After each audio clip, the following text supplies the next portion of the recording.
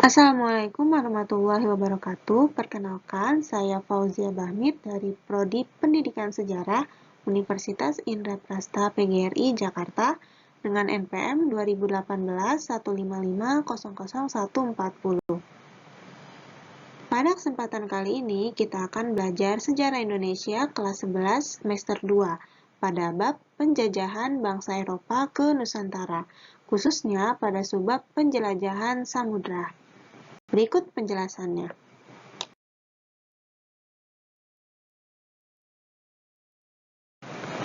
Sebelum masuk pada inti materi, ada baiknya kita mengetahui terlebih dahulu kompetensi dasar dan tujuan pembelajaran yang akan dicapai pada bab ini. Adapun kompetensi dasarnya yaitu yang pertama, diharapkan kalian bisa menganalisis proses masuk dan perkembangan penjajahan bangsa Eropa meliputi Portugis, Spanyol, Belanda, dan Inggris ke wilayah Nusantara. Dan yang kedua yaitu diharapkan kalian bisa memiliki keterampilan mengolah informasi tentang proses masuk dan perkembangan penjajahan bangsa Eropa ke wilayah Nusantara dan juga menyajikannya dalam bentuk cerita sejarah. Adapun tujuan pembelajarannya yaitu setelah kegiatan pembelajaran ini diharapkan siswa dapat menyimpulkan proses masuknya bangsa Eropa ke wilayah Nusantara serta membuat laporan tertulis tentang proses masuknya bangsa Eropa ke wilayah Nusantara. Apa yang kalian ketahui tentang bangsa Eropa? Ya, siapa yang tidak tahu bangsa Eropa? Bangsa Eropa dikenal sebagai bangsa yang memiliki peradaban modern dengan kemajuan di bidang ilmu pengetahuan dan teknologi. Tetapi, tahukah kalian, sebelum mencapai kemajuan seperti sekarang, dahulu bangsa ini juga pernah mengalami masa-masa sulit loh. Dan bangsa ini juga mengalami ketertinggalan dari bangsa lainnya. Akan tetapi, bangsa ini mau merubah diri dan belajar untuk mengejar ketertinggalan mereka dari bangsa lain, yang pada akhirnya bangsa ini mampu mengejar bahkan mampu melampaui pencapaian bangsa lain. Bagaimana dampaknya untuk bangsa kita? Mari kita bahas pada kesempatan kali ini.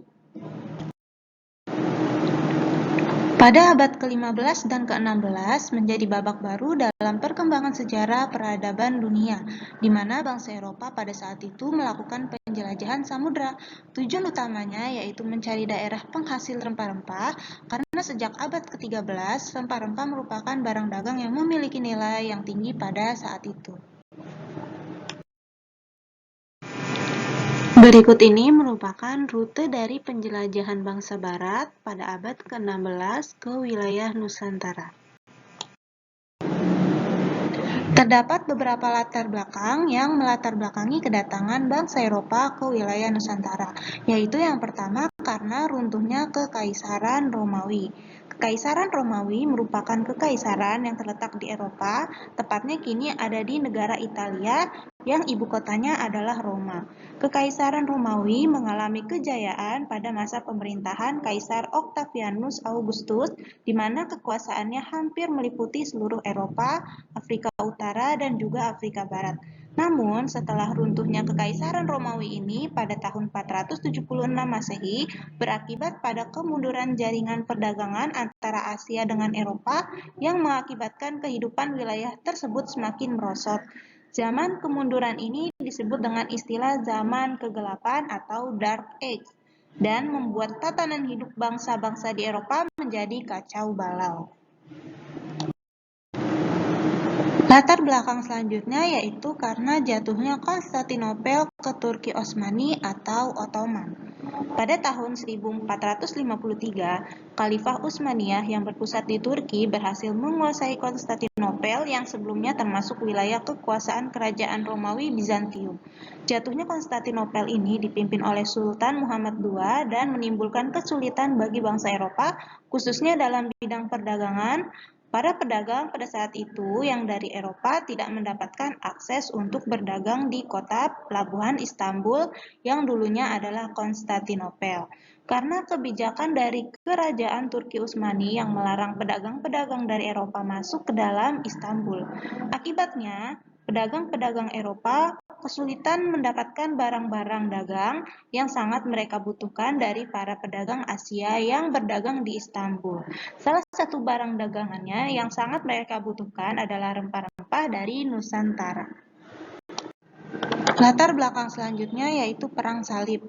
Perang Salib merupakan perang yang melibatkan masyarakat dari Eropa melawan Turki Saljuk dan juga orang-orang Arab. Perang ini berlangsung selama 200 tahun dan terbagi ke dalam 7 periode. Perang ini disebabkan karena perebutan kota Yerusalem. Akhirnya, kota ini dapat direbut kembali dari tangan Raja Kristen yang telah berkuasa selama 100 tahun dalam Perang Hittin. Pahlawan Islam yang terkenal ini bernama Salahuddin Al-Ayyubi. Bangsa Barat masih tidak tinggal diam. Raja Richard Lionheart dari Inggris menghimbau bahwa raja-raja di Eropa untuk merebut kembali kota Yerusalem, namun mereka gagal pada saat itu. Adapun beberapa faktor yang menyebabkan gagalnya Perang Salib. Yang pertama, karena adanya larangan bagi peziarah-peziarah Kristen untuk mengunjungi Yerusalem. Yang kedua, yaitu jatuhnya dinasti Umayyah di Spanyol yang telah 7 abad berkuasa. Dan yang ketiga, yaitu Paus Urbanus yang berusaha untuk mempersatukan kembali gereja Roma dengan gereja di Romawi Timur, seperti di Konstantinopel, Yerusalem, dan Alexandria. Adapun dampak dari Perang Salib yaitu yang pertama, jalur perdagangan Eropa dan Timur Tengah menjadi terputus. Apalagi dengan dikuasainya Konstantinopel, maka para pedagang Eropa mulai mencari jalan lain untuk mendapatkan rempah-rempah secara langsung. Yang kedua yaitu bangsa Eropa mulai mengetahui kelemahan dan ketertinggalan mereka dari orang-orang Islam dan Timur, sehingga mereka mencoba untuk mengejar ketertinggalan itu dengan pengembangan ilmu pengetahuan dan teknologi secara besar-besaran. Atau dari kata lain, mereka lebih semangat untuk mengejar ketertinggalan mereka dalam bidang iptek.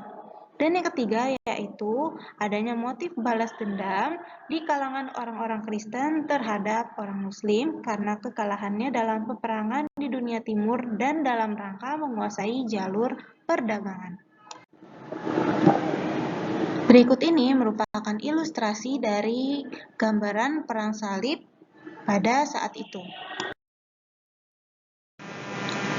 Selanjutnya yaitu terdapat faktor terjadinya penjelajahan samudra, yaitu yang pertama adalah karena adanya semangat penaklukan atau reconquista. Yang kedua yaitu karena jatuhnya Konstantinopel, ibu kota imperium, ke tangan dinasti Utsmani Turki.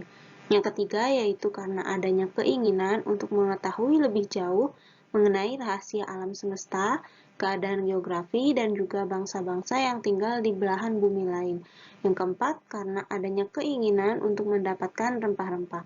Yang kelima, karena terdapat kisah dari perjalanan Marco Polo pada tahun 1254 sampai 1324. Yang keenam, yaitu karena ingin memperoleh keuntungan atau kekayaan yang sebanyak-banyaknya.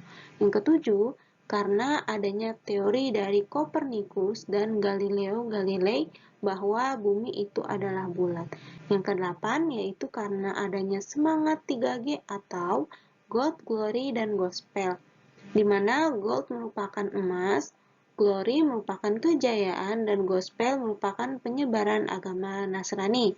Dan yang terakhir yaitu karena adanya kemajuan di bidang ilmu pengetahuan dan teknologi, terutama pada teknologi pembuatan kapal dan navigasi yang ditemukannya kompas.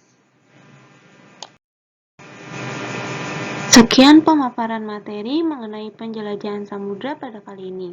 Adapun kesimpulannya yaitu, zaman kemunduran Eropa terjadi setelah runtuhnya Kekaisaran Romawi. Zaman ini disebut dengan istilah zaman kegelapan atau Dark Age dan membuat tatanan hidup bangsa-bangsa di Eropa menjadi kacau balau. Adapun latar belakang dari munculnya penjelajahan samudra yaitu karena runtuhnya dari Kekaisaran Romawi.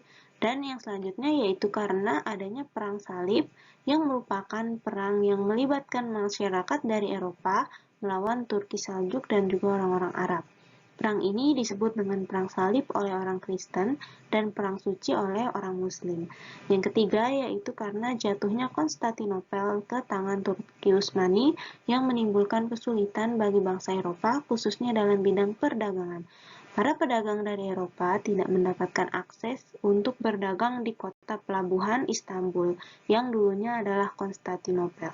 Dan yang terakhir yaitu penjelajahan samudra yang dilakukan oleh bangsa Eropa adalah upaya bangsa Eropa untuk menemukan jalan ke Asia yang pada awalnya bertujuan untuk mendapatkan barang-barang dagangan yang mereka butuhkan dari Asia. Sekian materi pembelajaran kita pada hari ini, semoga bermanfaat. Wassalamualaikum warahmatullahi wabarakatuh.